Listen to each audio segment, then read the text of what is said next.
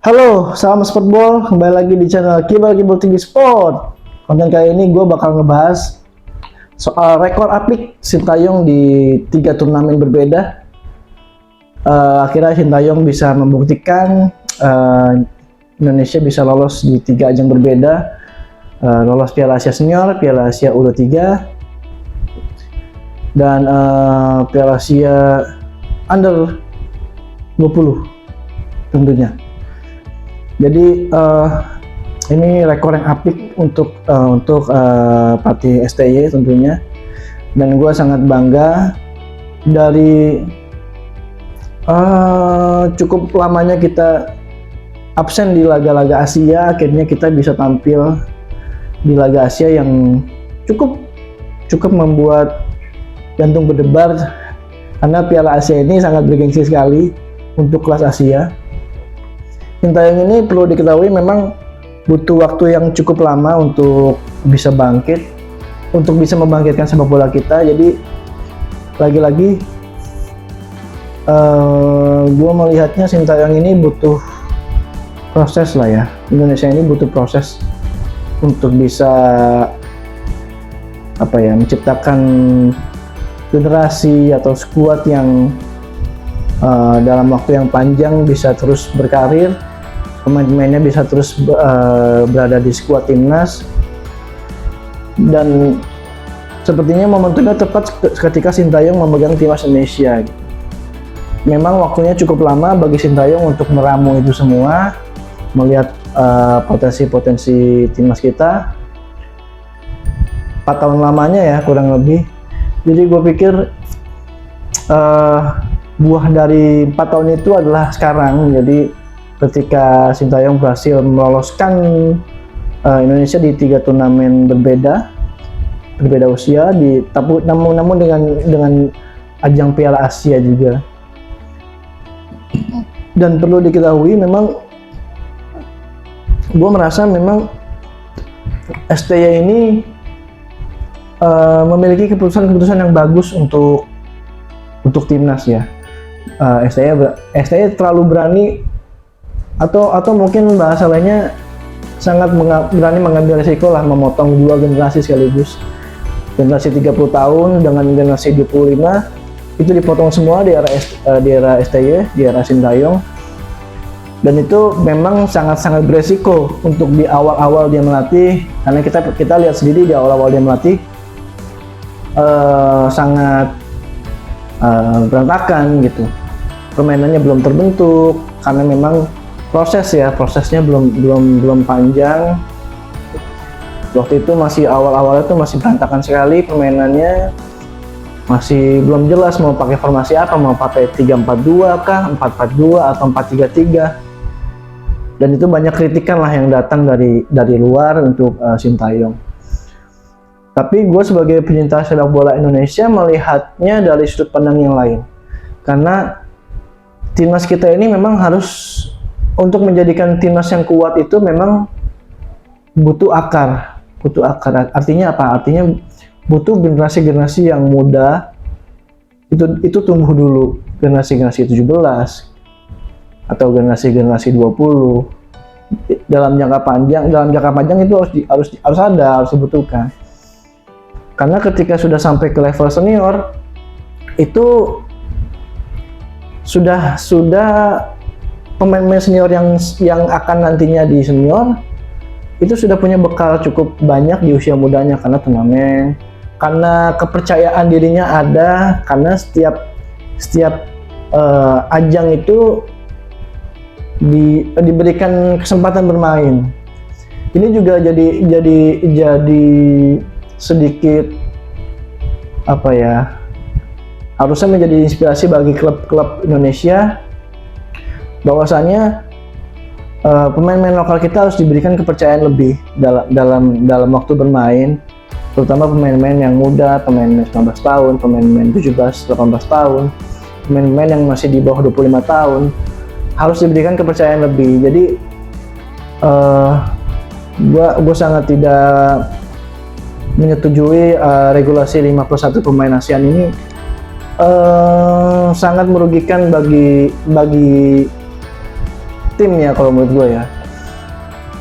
Apalagi tim yang muaranya ke tim nasional. Jadi kalau klub-klub ini butuh menaikkan skuad tim, saya pikir harusnya klub-klub lah yang menciptakan bibit-bibit itu, klub-klub lah yang menciptakan bibit pemain mudanya.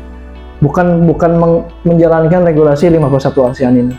Buat gue ini cukup mengkhawatirkan kalau dalam dilakukan jangka panjang ya regulasi seperti ini. Mungkin PSSI punya pemikiran lain untuk menaikkan value liga atau kompetisi menjadi lebih bersaing. Mungkin nggak ada salahnya, tapi bagi gue regulasi seperti ini tidak boleh berlama-lama, karena bagaimanapun juga kompetisi terbawah inilah yang harus diadakan. Apalagi pemain-pemain yang masih sangat remaja, U11, U12, itu harusnya punya PSSI harus punya turnamen rutin untuk itu. Kalaupun ada, pasti dari media yang sponsori media, Liga Kompas lah atau Liga Campina, jangan dulu kan seperti itu. Harusnya itu mulanya di PSSI lah yang menjadi stakeholder di situ.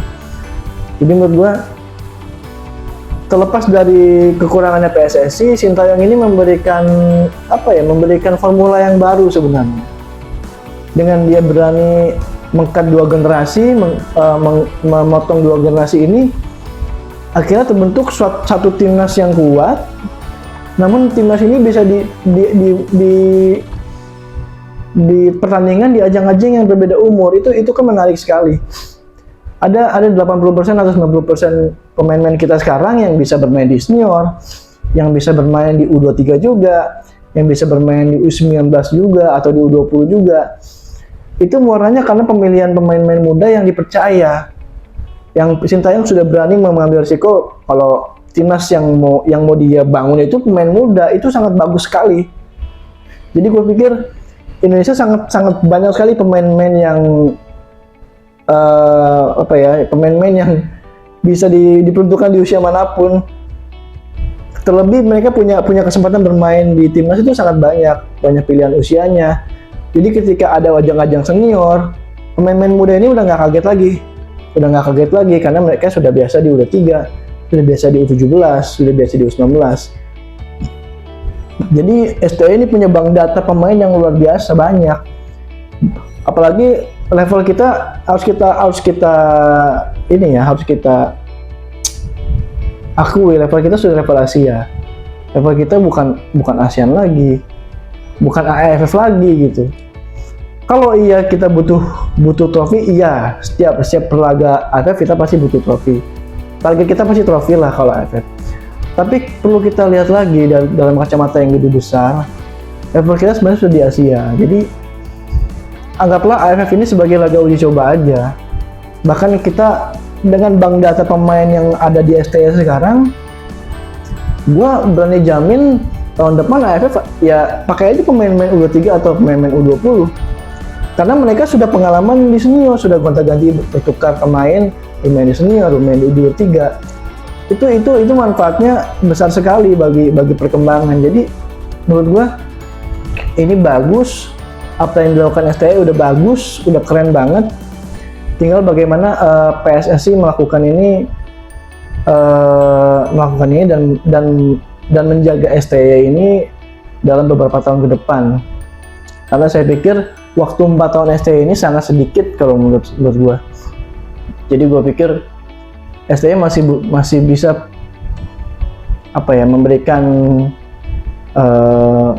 ilmunya 3-4 tahun lagi. Jadi mudah-mudahan apa yang sudah dilakukan STI sekarang dampaknya akan terus-menerus ada gitu.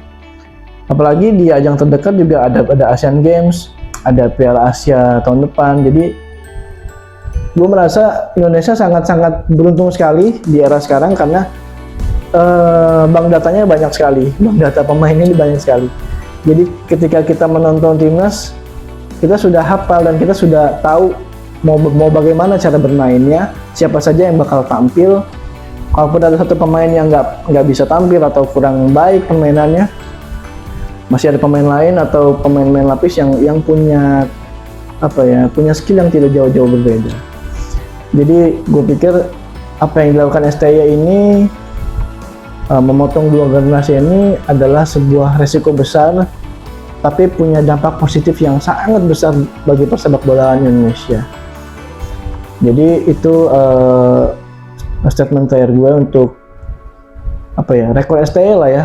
Ini rekor STY dan timnas Indonesia, potong generasi, masuk ke ajang Piala Asia berbeda, di umur yang berbeda, di waktu yang hampir bersamaan, dan dalam satu pelatih yaitu Sintayong. Itu luar biasa. Oke teman-teman, semoga pembahasan ini sangat bermanfaat bagi teman-teman dan menginspirasi. Jangan lupa like, komen, dan subscribe Kibal Kibul TV Sport. Semoga selalu memberikan hal-hal yang baik di konten ini. Terima kasih sudah menonton, dan salam sportball.